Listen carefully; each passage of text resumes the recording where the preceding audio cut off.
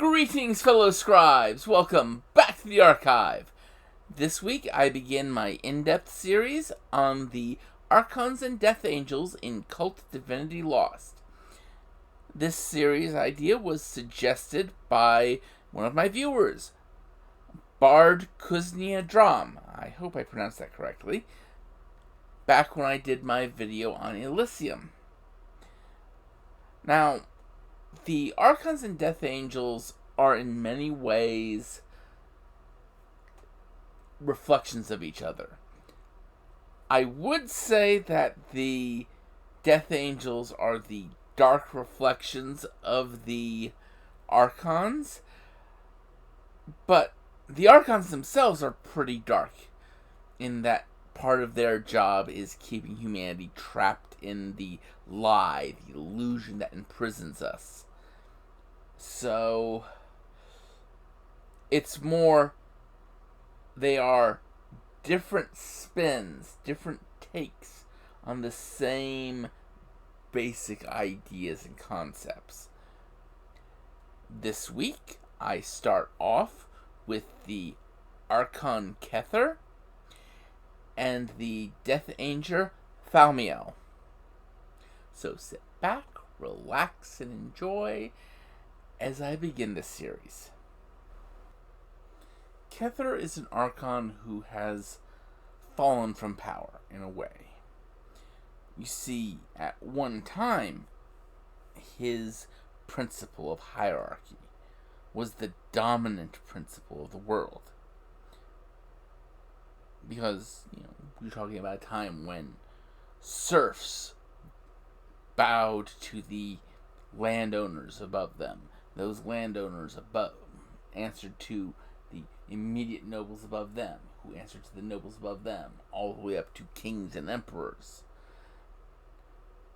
Then you have China, where historically everyone fit in a little place, a little cubbyhole, was pigeonholed into one task for the rest of their lives, and they knew what to do. And there were people directly above them who knew what they were supposed to do, all the way up to the kings and emperors. And that was the strength of Kether. Unfortunately, things happened. The Enlightenment came along, making people question whether, divine right of kings actually existed. You had the fires of democracy start spreading across the world as you started getting more and more places like the U.S. where we had an entire system built around representative republic where the people in charge were representing the people. And you had the hybrids like England with its parliament but still having its queen and kings. And these were the breakdowns of Kether's power. But Kether still holds sway in this world. You see, you look at where people work, and it's still you have the line employees, then you have the supervisors, then you have the managers, you have a general manager over the location, then the general manager answers to a district manager, the district manager answers to a regional manager, all the way up. A sort of new form of feudalism, if you will. Instead of it being kings and counts and barons, it's CEOs and regional managers. And that is how the lie is kept by Kether. Because you see, these hierarchies enforce an idea that those above you know best. The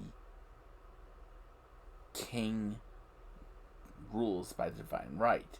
The CEO rules because he knows how to get things done. And this is what happens. This is where you get trapped. You listen to the people above you. The serf listens to the knight. The peasant listens to the samurai. The cook answers to the manager, doing what they're all supposed to do, told what to do, fitting into their neat little place, not stepping out of line, keeping their heads down and doing their work, because that's what hierarchy enforces. That's what hierarchy demands. And so it's when you start stepping out of that hierarchy that you start potentially being able to see the truth behind the lie. Starting to see the cracks in the lie. But that's just Kether. There are many other ways. And even the Death Angels are working to keep the lie intact. They're just working to change the narrative. And Thaumiel is where the cracks in Kether are formed. That is where you see Thaumiel's hands. Thaumiel is power. That is his principle. And how this works is those who are in higher position, have higher authority, have more power. Because might makes right. And you get to better positions by trampling those below you beneath your feet, keeping them in their place, keeping them from challenging you, while you amass the power you need and ingratiate yourself enough to the people above you that they don't see you, that they don't see you as a threat until you move to take them down. And thus, you've moved up to the next level, and now you have to keep those that were at your level down. Keep them under your heel while you look to move up again. Friends, family, lovers, doesn't matter. They're means to an end. Or they're a millstone around your neck. You can't afford to have weaknesses like that. Someone will take advantage of those. No, you have to keep driving yourself on, seeking power, seeking strength, moving up. Those in Thaumiel's realm who are at the heights of power have gotten there not through kind words and placating those above them. They got there through brutality, through the blood of thousands, doing whatever it took to get to that point. Because Thamiel is not a supporter of the rigid hereditary hierarchies. No, Thaumiel is the one who sees those classic hierarchies torn down by rebels and reformers. Look what happened to China. Look at the rebellions that led to the Chinese takeover. Look how brutal and bloody those were. That is Thaumiel working. Because Thaumiel is strongest wherever a hierarchy has clear breaks in it. Has people it can drive to tear these hierarchies down.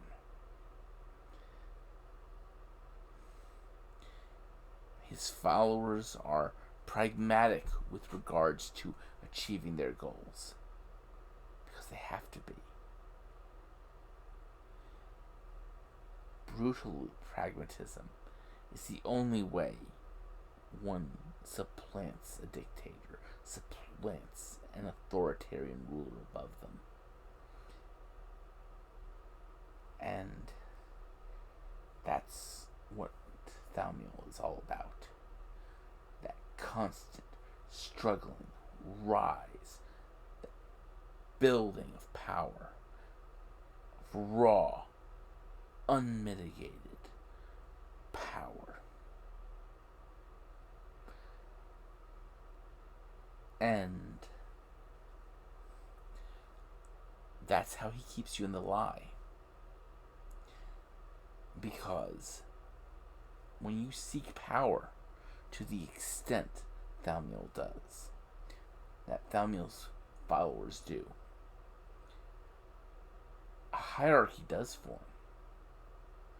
Just not the way it was under Kether. This is a hierarchy of strength.